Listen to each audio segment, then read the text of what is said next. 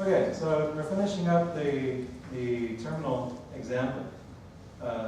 Right here, we actually just made a copy of D and copied it to E. Of course, I did not remove D. It only made a copy. So if you actually wanted to get rid of D completely and move it, say, to F, then you would use the move command. Is it pretty straightforward? That's how you move your code, copy it if you want to make like a backup. So this touch command makes a file that doesn't actually mean anything. It's just a file with this particular name. So if you had something like my awesome Python program.py, and then you wanted to rename it something else because you're turning it in, you might want to call it, move, problem to solution, like homework to problem to solution.py. So just assume that contained all of our Python code and do whatever we needed to do for homework 2, problem 2. So that's an easy way to fix your little goofiness maybe, and naming your files. So, it all really depends. And like all these online terminals, most of the commands that I told you about probably won't be there. They'll probably just be this tiny list. So as soon as you can, I would actually persuade you to put Ubuntu on your computer, if you can. And mostly with the Linux installations, you do not need that much hardware space. You can get away with 20, 30, 200 gigs if you want, just extra space for databases. Say for the SLAM group members, you may need some extra space for databases. They're kind of quite large, especially when you process those images and maybe save the images again for showing somebody. You may need that. So I can give you guys another time to show you that. If we're doing multiple partitions, what should we like 70-30? What would you recommend? Well, okay, so for like everybody that's not like the SLAM group or not using large databases, I would just say put like 30 gigs if you can. 30 would be a good number. I always put a lot more because I know I'm going to do all sorts of stuff on it. So yeah, 30 is a good number. You probably won't use it the whole thing. This device actually has 64, but it's not like a regular SD card. It's actually apparently I don't have it on here, so I can't even show you. I have it in my backpack. So on this board, it has a eMMC card, which I can show you. Here's the newer version of the board. And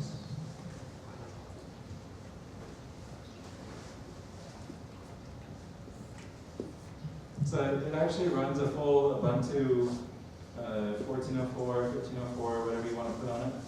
But it actually uses a different desktop environment than Unity, which for those that are familiar with Ubuntu, that's actually what you see whenever you install it, is the Unity desktop environment. So this one actually uses LXDM, which is the lightweight desktop manager, or Mate desktop, I think, for the 1504 version. But really wonderful board when you consider how powerful it actually is. For those that actually look into this kind of information, this looks like a really nice mobile processor to me.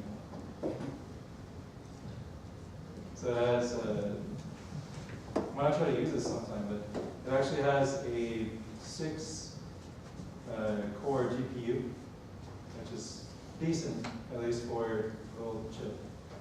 And then it has 4 of these, has a A15 quad, and then the A7 quad. So it has the big .low configuration, and what that basically means is it kind of optimizes how your programs are running when you have your programs running on this board. So, ahead and go back to the presentation. So, honestly, the best ways to learn Linux are tutorials. Go ahead and do those. Manual pages for commands. You probably have to delete them anyway. And then forcing yourself to work on a project requiring it. So for the cloud guys or the big data guys, it's probably going to be the reason why they use Linux. For the robotics class, it's probably going to be ROS. So that's why I put, bring this to the robot operating system. So of course, no one any questions on the first component? Okay, so robot operating system. And it actually is useful to the cloud guys as well, the cloud big data. So if you want to pay attention, it may actually spike your interest. So what is the robot operating system? Those of you that may have looked at it or used it before know it's not an operating system. It's kind of a lie in the name. It's not really an operating system. You don't go and get a robot operating system versus Ubuntu. You get robot operating system on top of Ubuntu. So it's actually just software that you install onto your Linux installation. So the fancier description of it is a collection of software that can be described as a middleware and not an operating system. My simple translation is it's the glue that connects your programs together. So you have multiple programs, you want them to talk. It is actually extremely easy with ROS. And for some people, if they just look at the website and look at some of the publications, they might just think that people are just really in love with turtles and open source software. So these are most of the tangible things you can see that describe ROS.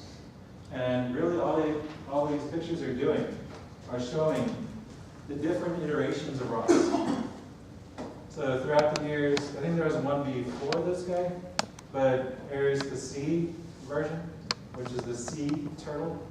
You get the pun?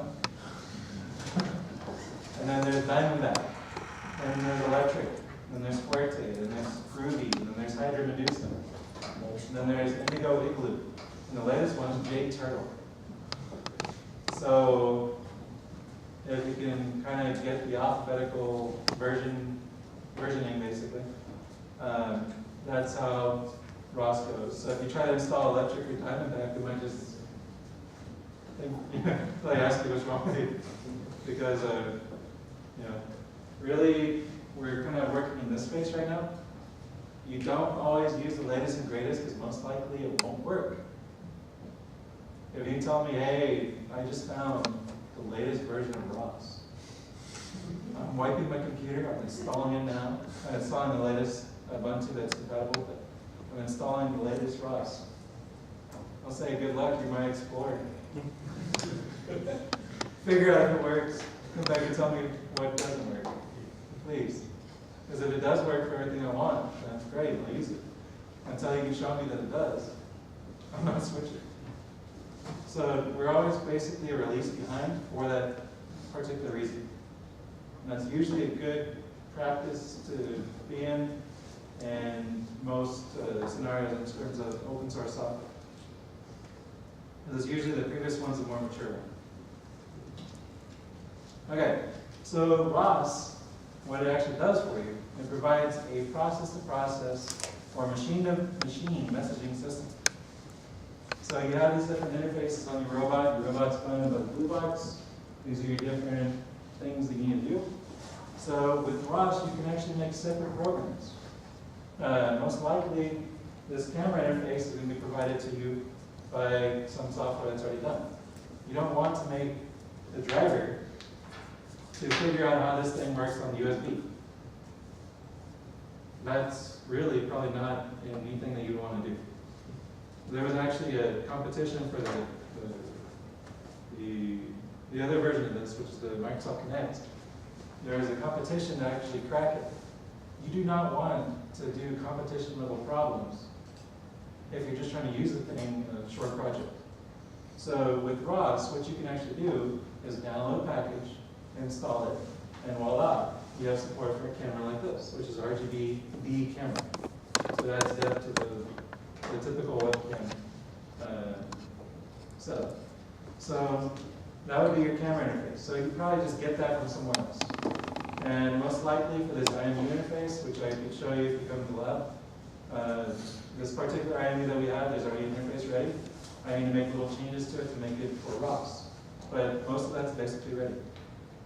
And the robot interface, if you do not make the robot yourself, this will be provided for you. So the people working on the Pioneer robot, you kind of already have a little bit of made, because this is already done. So I know how to also make the interface for whatever type of robot that you have. So that's always good. Image processing. Most likely that's going to be all up to you. If you're doing any type of image processing, say for SLAM, you're going to be finding the features in an image. Say like the corners, basically corners, edges, colorful things maybe. You have to find the features that you want to find. And once you find those, you can report back to the motion controller. I think I missed the intermediate one here. But basically, say this is a one robot scenario. So the camera interface is going to be pushing some data to the image processing program. What's that data going to be?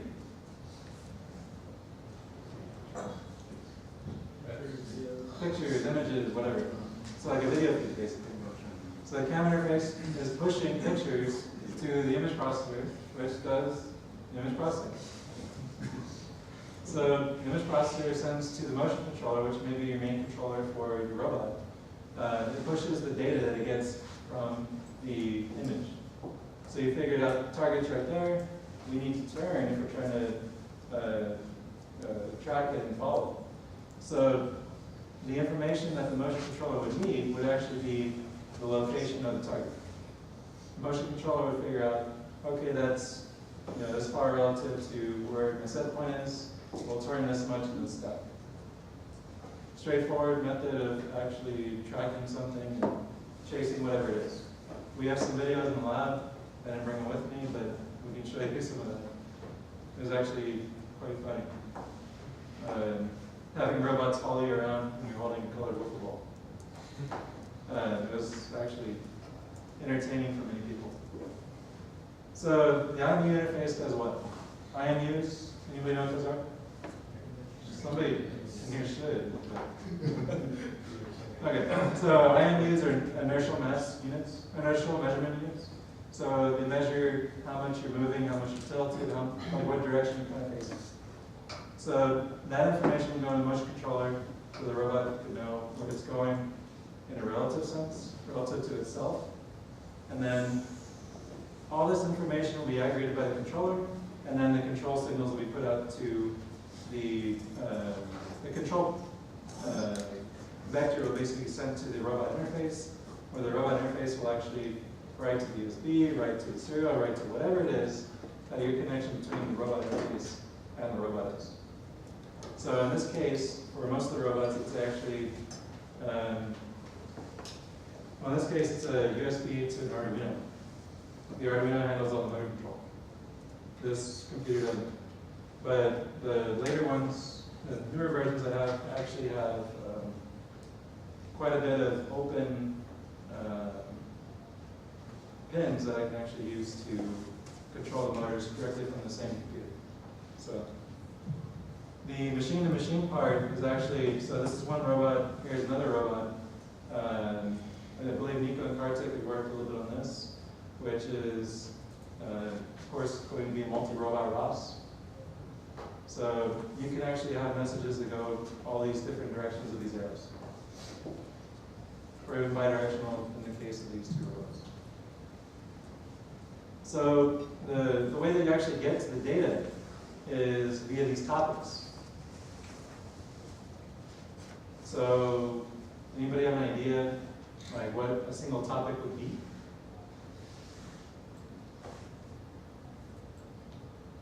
Name your data. What do you have? Image. Image. So I may have a fancy name for it, but maybe it's camera RGB image.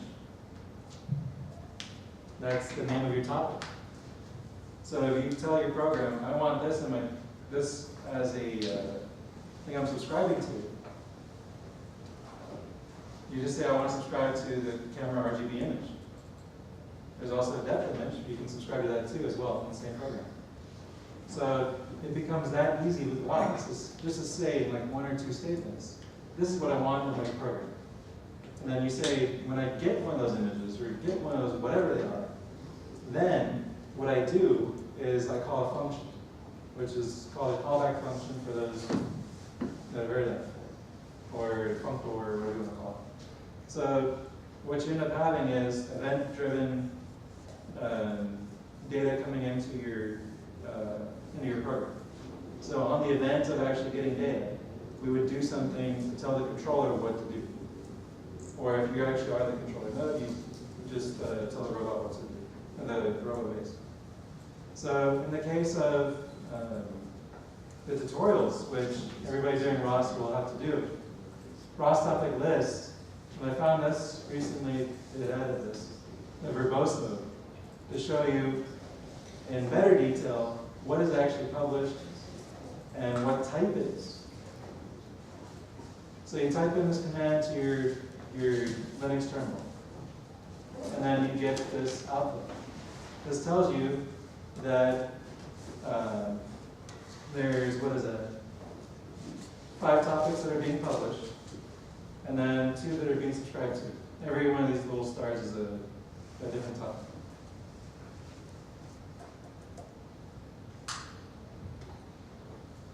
And I'll actually tell you too what the type is of those messages.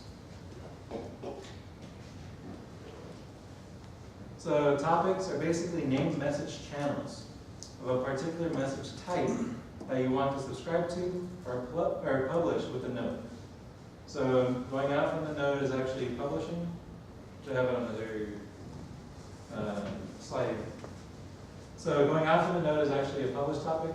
Going into the node is a subscribe topic. Does everybody get that? Or should I give a magazine example? Seriously, I'll throw that at you if you want. You get it or do you not? Good? Okay. So here's the typical black box that we get as far as the model goes. Inputs and outputs, same thing. So you have to keep that straight in mind, what you're actually doing. Many people confuse it even if they tell me that they believe it, that they actually know what they're doing. So it's kind of funny sometimes. So the message type of a topic. So here's the topic name. So turtle1 command dot. So in the tutorials, you're driving a little turtle around on the screen. I can probably bring that up real quick.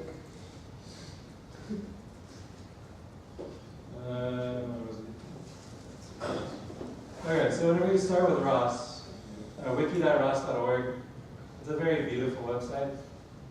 You get a lot out of it. Of course, it's very dry. It's meant to really keep you entertained. So you go to ROS tutorials and you go through a lot of these different components here. And then you'll eventually find something with a turtle. Which one? Gold. I haven't done it in a long time. I can tell. I think it was Number 5? Yeah, the turtle. Okay, so you're gonna have a bunch of random turtles whenever you open this tutorial. It may be one with 3 heads. If you kind of make a little deviation from Hydra Medusa, make it Hydra. That's why the turtle has 3 heads. So you're going to see some themed turtles every time there's a new release. You have another turtle in your inventory. They're just kind of random, but you can actually set which one you want. I forget how to do it. It was a real big waste of time when I was trying to figure out which turtles were which and how to get to them. But through the examples, you'll eventually get to something like this, and you'll see the little turtle moving. Everyone who's done this is probably laughing because they probably hated that part, but they had some fun doing it too, and actually learning how things would work. It also teaches you some really good, it has some really good learning experiences in terms of, how the position actually works for the robot. So if you have a controller and you're thinking it's going to do exactly what you want, and you don't really have the theory down correctly, your turtle on the screen is not going to do what you want. And most of it has to do with timing. To people who use ROS, they know that the timing is off. Your turtle's going to be doing extra spins, maybe just whatever stuff. Maybe your code is really horrible. But that's all kind of like on you guys to write good code, which I can't really enforce, but helping you with directing you to these tutorials would be a good thing. And if you go to tutorials, wiki.ros.org/ you can find it if you just go to wiki.ros.org. But you probably only need to do these beginner level tutorials. The other ones may just be a waste of your time and maybe over your head and may not even be correct. Because sometimes they just don't update these. So these tutorials will help you through many different things. And I have some little items on here later I can show you. So now that you know what the turtle is I'm talking about, to tell it what to do, you need to send some data to the command bell topic. And that topic is uptype geometry messages twist, which you can only tell if you do this ROS topic -v with the verbose mode. Or if you go to ROS topic, you type in ROS topic type, then turtle1 command mode. So you type in the name of the topic in the ROS topic type as a parameter, and then you'll figure out geometry messages twist. If you type in this command, relative to this geometry messages twist or whatever it is you're looking at, ROS message show will give you what's inside that message. So this is just a name for a message. It's a twist message. Everybody that's worked on the robots will tell you, just do a twist message. Maybe you're trying to make it move. You're like, what's a twist message? So you have to look at this and figure out really which one's a twist message. So this will actually help out quite a bit because I've only seen it before without the -v. I never really looked into it too much because I knew how to do this stuff. But I probably wasted my time a little bit. Because I could have skipped this one step. So inside a twist message is basically two different messages.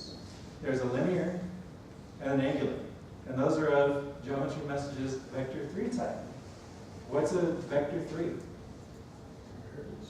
3 variables in a vector. I'm liking this one.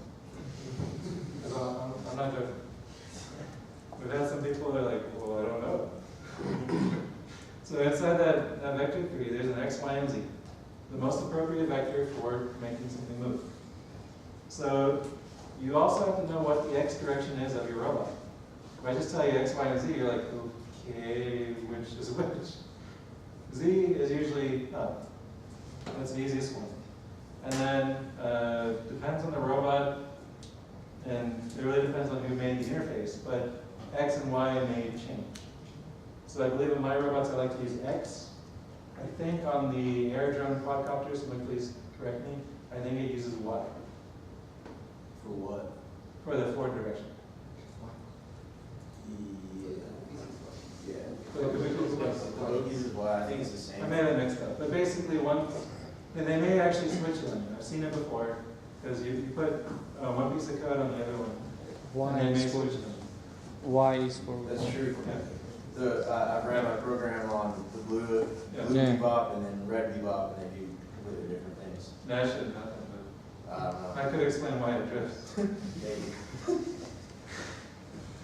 Yeah, because that drone, it actually, when you turn it on, it kind of has like a nice drift forward, which is unexplained, but that might actually explain it, unless it's just two different software versions.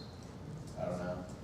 It might be like a Twix factory, there's left Twix and right Twix, the other factory, the blue factory, and then the yellow factory. So maybe there might be different people or different things going on. We can check it out. Sorry. So with that publish and subscriber model, again, I just want to reinforce, when you subscribe to data, you state an interest. Oh, it should say interest, it says interested. You should state an interest in receiving the data. It's like the magazine thing. You want to subscribe to the magazine, you send them a letter, maybe a check. or if you do it on the computer, maybe you're by the phone, you would put in your credit card. And then, once it is available, you receive it. Just because you put the letter in the mail or you did the form online, you don't get the magazine right then, unless it's a digital magazine. So, and maybe even then, it might take like a day or a week or whatever until you actually get the next one. So you only get data when it's available. That is assuming you've done everything right, which the multiple computer ROS guys will know. If you don't have it right, it won't happen as far as receiving data. When you publish data, you advertise at the very beginning of the program the existence of data that can be obtained. Like for the program that runs this, there's basically data that is image data. It's there. Anybody wants it, you can get it. But we're advertising it's there. And what you end up doing is you open a channel for others interested in the data to subscribe to it. Now your program, whenever you actually want to publish the data, which you probably only want to do if you have subscribers, you can set that in C++. I don't think you can set that in Python. But you would publish when you have data to publish. So if you think of it like that, and you expect, say, like your subscriber to constantly be getting data like every 1 millisecond, and you have all these constraints that you believe are true, you really have to test it to see what is really happening. And like optimize your system to make sure what you get is what you want, and then fix it from there. A lot of people just throw a while loop into one of those event-driven pieces of code, and the robot never comes out of the while loop. So it's not the best approach for them. So again, the typical black box method. So in this case, what is actually happening in the diagram? So who's publishing what, who's subscribing to what? So image processing is subscribing to the image the camera interface is putting out. Follow the arrows. Image processing is publishing the motion controller. Motion controller is publishing robot interface. IMU interface is publishing motor controller. And motion controller. So that's what's going on. You have to know this if you want these things to actually happen. Again, this is all that we had just said, but in a little bit more description.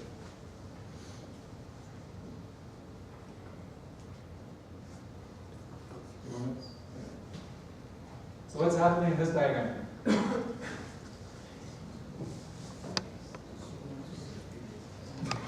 Exactly.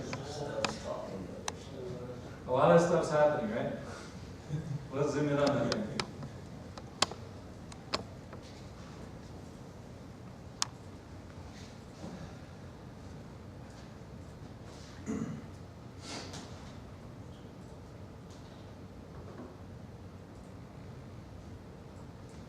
What you're going to see normally whenever you make a program. Hopefully you don't have any red ones, because that means that you did bad. Okay, so for a camera very similar to this, you're going to have these nodes and quite a bit more in your ROS graph or RX graph, whatever you want to call it. The graph itself is a method of showing you how things actually work in your program, and how the different nodes are connected and through what, say, topics that they're actually connected with. So I think we'll cut right there, and we'll start